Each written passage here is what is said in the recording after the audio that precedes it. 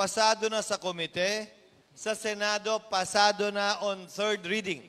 Ang gusto ng Senado ay 4 years postponement. Ang di umano gusto sa Kamara ay 6 years. Ang di umano gusto ng Executive ay 6 years. So, mapakamara, Senado o Malacanang, lahat ng tatlo gustong i-postpone. Ang issue na lang ay 4 na taon ba o 6 na taon. So, malaki ang chance at posibilidad na pagbalik namin nitong June 2 to 13 na sesyon, yan ay maaaprubahan dahil maikli na lang yung panahon para sa December. Magre-resume ang Kongreso July 28, baka maipit na. Sayang yung gagastusin ng COMELEC sa paghahanda kung mapopostpone din lang naman.